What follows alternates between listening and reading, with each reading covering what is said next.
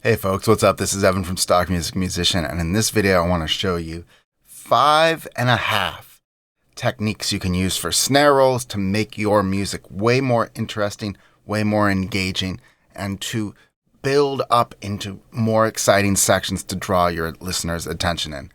These techniques will work in just about any electronic genre, EDM, hip-hop, trap.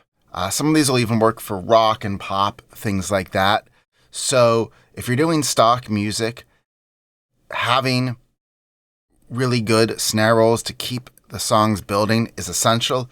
Even if you're not making music for music licensing, it's still a great idea to include regular fills in your songs. It just makes them much more interesting than if it's the same drum beat bar after bar after bar. If you want to get started learning how to license your music, I've got a free 5-day crash course you can check out. Click the link below. And now let's look at these 5 snare roll techniques. The first one we have here is really kind of a simple broken up snare roll. This is great for like introducing a snare to the song. It's like how you get it started. So you have one hit and then 2 quick hits after that. So let's listen to what this sounds like. Cover me in champagne. So it's ba ba ba. It's really good for starting things off. Like I said, you have your snare hit where it would regularly be on the downbeat, and then 2 quick ones as you go into the next downbeat. One really important thing you'll see in all of these snare rolls is the importance of velocity. You've got to be sure to program in louder and softer hits. Each type of snare roll is going to have maybe a different style of velocity to it, which I'll point out. But this will really make your snare rolls more interesting because it will build towards something, or it'll create a rhythmic tension that is more than just hitting the notes. So now let's go to the next snare roll and you'll see what I mean by this. So if we go here, this is sort of a classic EDM snare roll where it just goes from quiet to loud, but it really does make a difference whether or not you program that in. So this is the second technique. This is just the straight 16th note fill with the velocity maxing out. Let's listen to this now.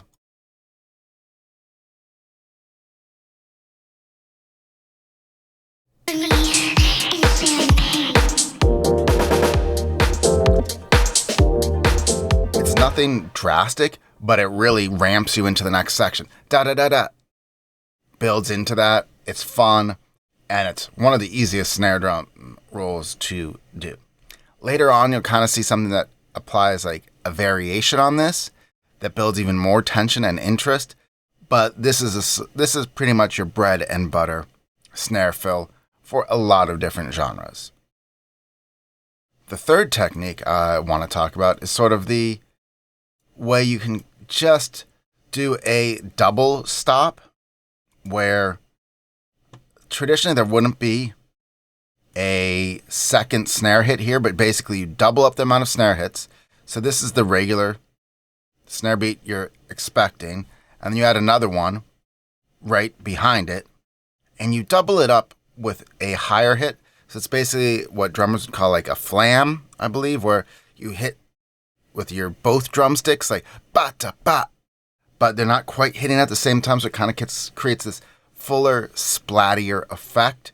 This is really good at pulling you back from the beat a little bit, giving you a chance to breathe as a listener without ramming it down your throat. So like this is a great type of fill to use in the middle of a section so that you're not really, like if you do just a straight up roll building into something, you're going to like lead to some anticipation. And when it's just another repetition of the verse, that's not going to be appropriate for a regular drum roll. But with a fill like this, the ba-ta-ba, you kind of get variety without necessarily leading into something. So let's take a listen to this. Do you hear that? Let's listen one more time.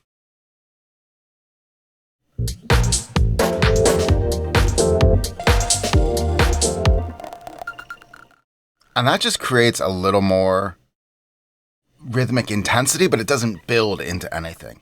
It's a great way of calling in like a new instrument coming in without having to go all the way to the extent of like a full-on drum roll.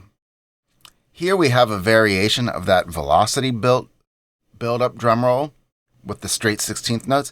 This is more like a traditional drum fill you'd see in a rock situation or like an acoustic drums where it goes loud, soft, kind of like as the drummer alternates between the loud and soft hands. So this feels a little different than the regular build-up, but it's still a great way to transition. The velocity you can see is just sort of, it doesn't have as much of a crescendo, but the difference in volumes still creates a rhythm as opposed to them all being the same volume. So let's listen to this.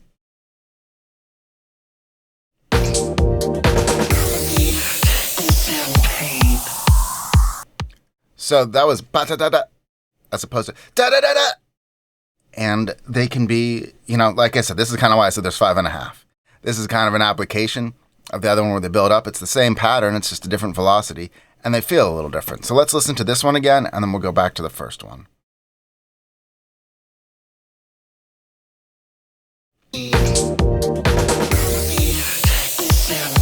now if we go back here.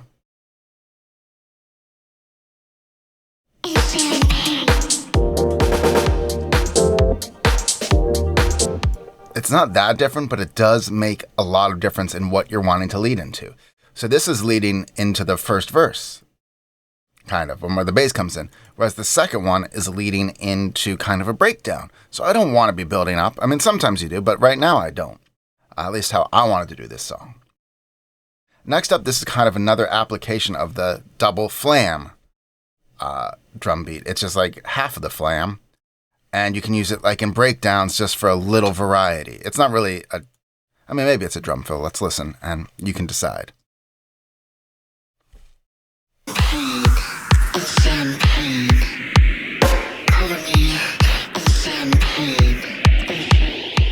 It's just a little punch, a little pop to make this breakdown section more interesting. I could have done pat-ta-pat, but I didn't want to add that much energy because the snare's not coming in for a while. So this is, again, like a 0.5 application of what we just learned. But here is a very different snare fill. This is using two techniques, but I just want to focus on one of them right now. So this is a really common technique you'll see in EDM where it's basically you just keep shrinking down the grid, the pattern of the drum fill so that it gets faster and faster and faster.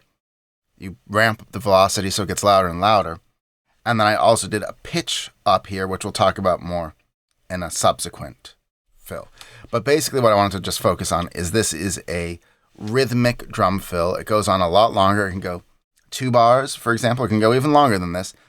But it's basically where it just keeps on. You keep cutting the length of the note in half, doubling up the number of drum beats, drum hits, faster and faster and faster. So let's listen to this.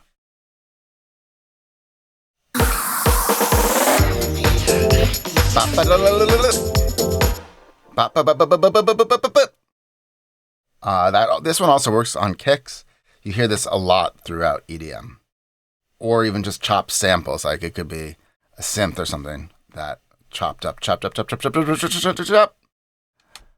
So kind of pivoting off of this, the fifth type of drum fill is a pitched drum fill.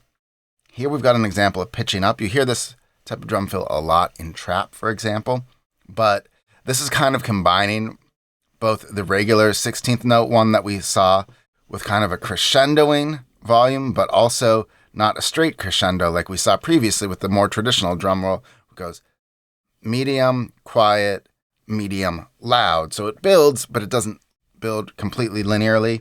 And the pitch of each hit is going to build up, but it's kind of a consistent rhythm.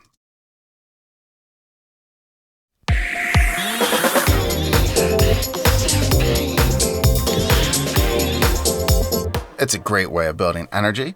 And we kind of have the 0.5 application of that, which is just the opposite. Instead of pitching up, we're pitching down. And we're doing it longer here, and because it's kind of the end, the fade out, I am not messing with the velocity. It's kind of just like a... So let's listen to the opposite of a pitched down snare roll.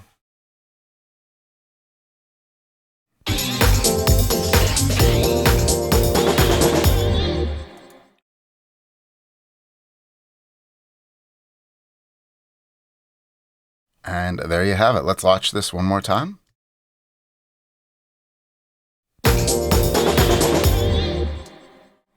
You can choose how much the notes go down, but usually I find that if you're doing a pitch snare roll, just semitones is the way to do it. So there you have it. Those are 5.5 ways of doing snare rolls. These work in all sorts of genres. They're really easy to apply. It's basically you're focusing on 3 things: the rhythm, the velocity, and the pitch. And if you follow these patterns, you've got probably 90% of what you need for most of your music. And these are the easiest ones to drop in. So I really hope you enjoyed this video. I hope you learned a lot from it. Be sure to check out that music licensing crash course if you haven't already. Thanks for watching. Bye.